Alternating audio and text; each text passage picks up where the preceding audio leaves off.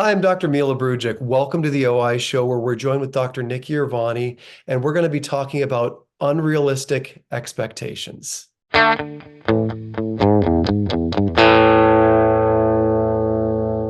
Iravani, thank you so much for being here. I remember, God, I bet you this was 20 years ago. You're a fellow colleague, but at the time you were in the corporate world, and then you kind of left the corporate world and you went back into practice. For those that don't know you, give a little bit of a background on yourself and a little bit of about your practice.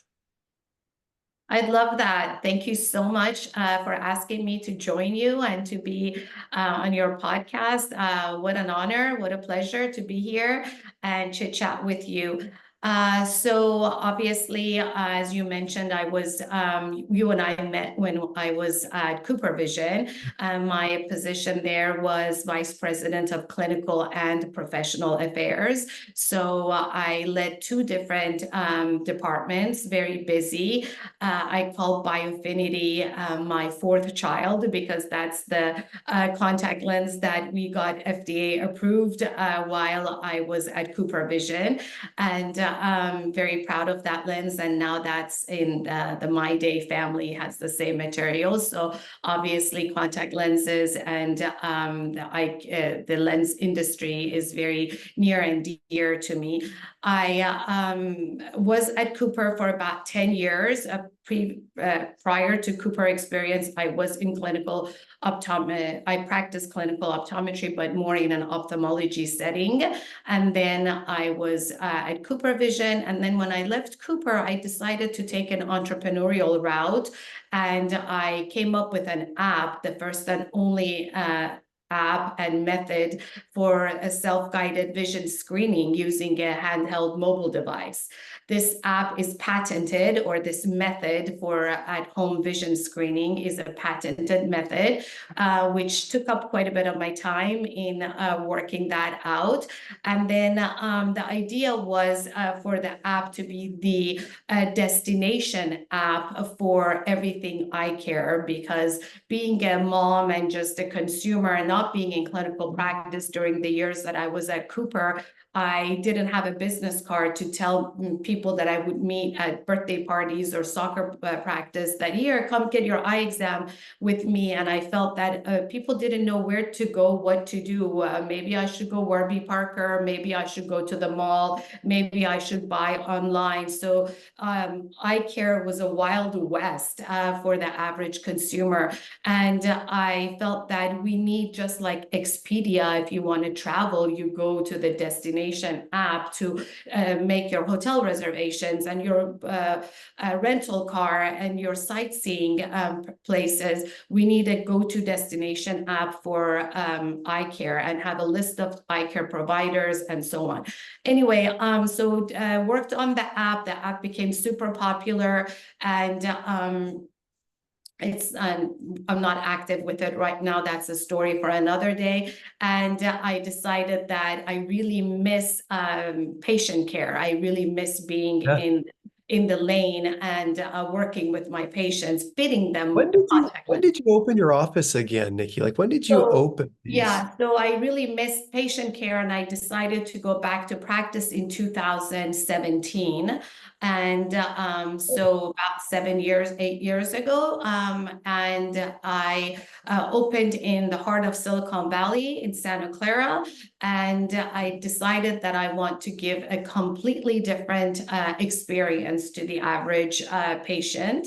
Now, Nikki, for those that are just listening to this podcast and not seeing the visual on this, there is a big, massive X behind Dr. Irvani, and it almost looks like she's in a nightclub. That's kind of just emulating part of the experience that she's talking about. Please continue about the experience. Thank you. Yeah. But the X that you see, if you look at the logo, it's an eyeball, and the X is the pupil and the center of your vision. And so I've taken that as my backdrop. So anyway, more on that later too. So I opened in Silicon Valley 2017, and the pandemic happened 2020, right? 3-year-old practice, still in its growing Yeah. stages, but then I started getting aggressively recruited by other centers in the Northern California and also Southern California. And a long story short, I was convinced and I happily agreed to open in Newport Beach, and we opened in 2022. So exactly 5 years later, at the 5th-year mark, I opened the second practice in Newport Beach. And those of you who are familiar with California, Santa Clara, which is in Silicon Valley, and Newport Beach is about 450 miles apart from one another. So I actually fly back and forth. It's a 1-hour flight, and I do this every week, every other week as needed. Nikki, are you So the only doctor in your practice, or are there other optometrists in your no, office? so I started all by myself in Santa Clara, and quickly brought on an associate, and she has been with me for the last few years, and we just hired another optometrist, a new UC Berkeley graduate who just joined us. So I have it's myself and 2 other associates in the Northern California office, and then the Southern California office, because I can't be here full-time. My home is Northern California, and here I have 2 part-time associates plus myself. So we are 3 doctors and on different schedules. So, Nikki, do both practices kind of feel similar in terms of the vibe and everything like that that they have in them, or are they both very different practices? Yeah, that's a great question.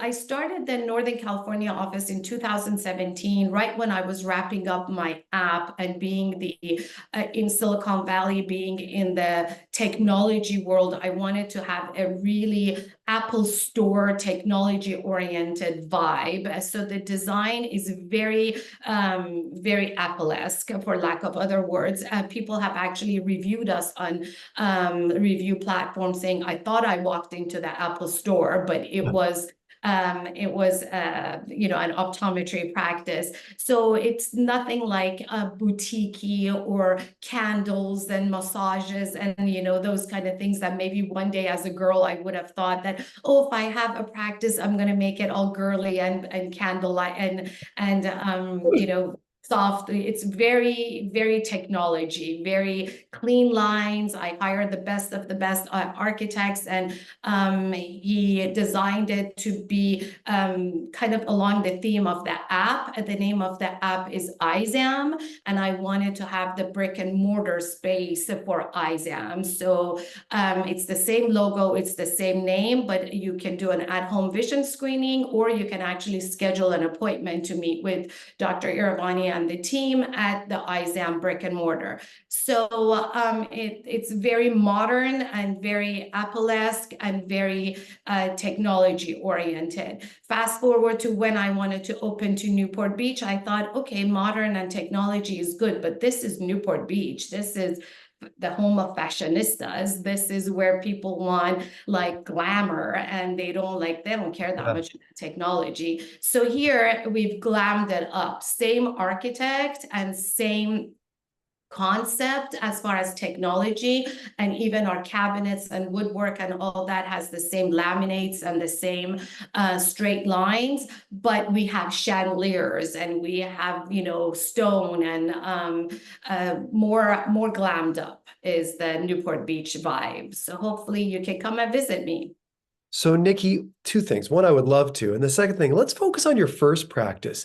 So, what in that office makes it a unique experience? Because you literally built this thing from the ground up, and you had the opportunity to say, all right, I want to do this the way that I want to do this, and I want to create an exceptional patient experience, like something that's totally different. So, describe to us what defines that in that practice and give us some insights into what that actually means from a patient's experience. Thank you. Well, all my colleagues are doing such a great job, yourself and others are doing such a great job in delivering a very unique experience for your patients. We all have our own taste and our own style and our own way. I was very passionate about technology, about a very clean, I don't mean clean as far as clean. I mean, as far as aesthetically plain Yeah. and simple. That's what I mean. A very simple environment and very technology oriented environment. Non-cluttery is what you mean, right? Clutter, exactly. Non-cluttered, very like, Yes, very straight line, very, and I did not want to have a waiting room where patients are waiting. That you should not be waiting to see the doctor.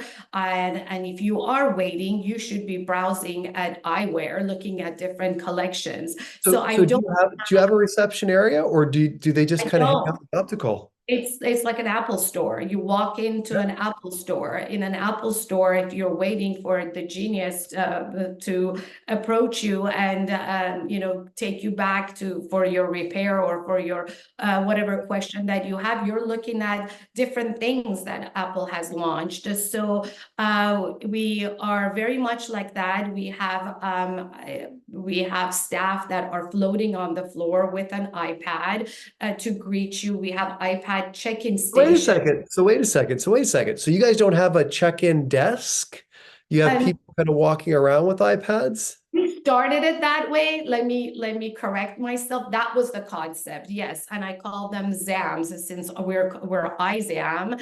And Yeah. so we have a few ZAMs that are floating on the floor, and they have the iPad, and you come in and they say they're expecting you, and they check you in on the iPad. If for one reason or another there is no ZAM around, then there is one of the tables that we have actually framed displays. It has 4 different iPads installed on it, where Yeah. you actually go to the iPad to a home designed app that, again, through my technology team that we did the other app, I designed an app for checking in.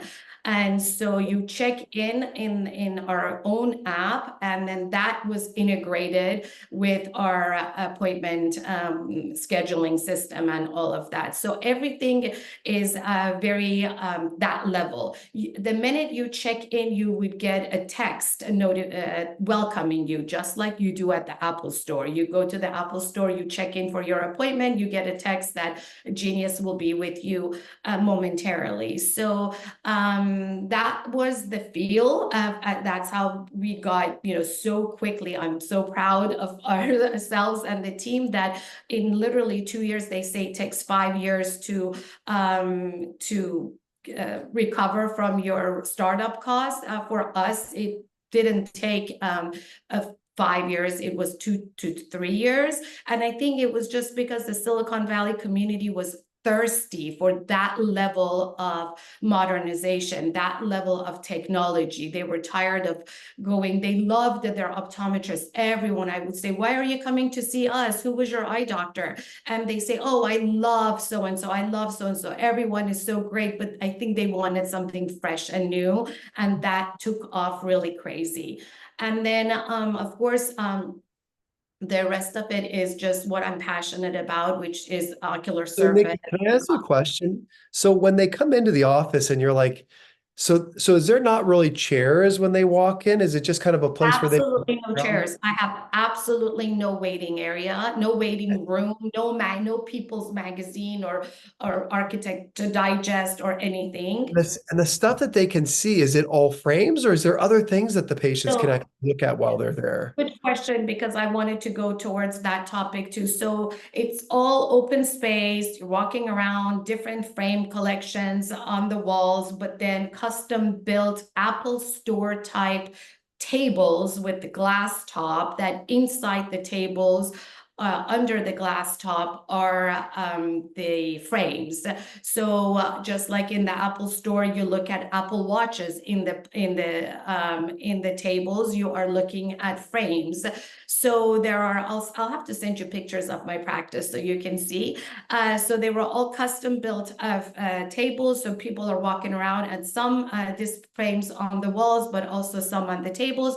But then I have 2 stations, the one, for lack lack of other words, two areas. One is called the vision bar with a big sign that says the vision bar. Another area is called the eye bar.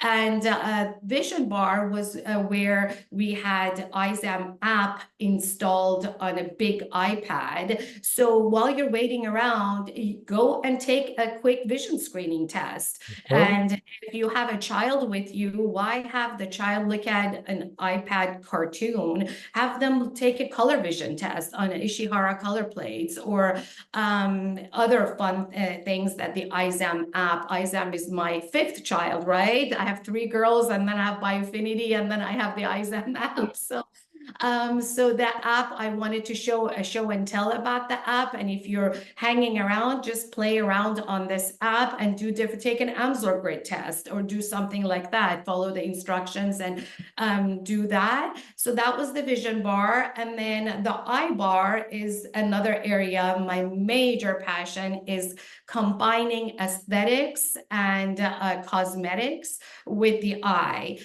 Being a girl and growing up with my mom, who is an esthetician, I used to work for her when I was in college, and I used to say, one day I'm going to do eye and skincare because you keep telling everyone to protect your skin with UV, and eye doctors say wear sunglasses for UV. One day I'm going to do, so I told my mom, eye bar. I launched the eye bar because that's where we have collection of skincare products and makeup that is soothing and mild for around the eyes.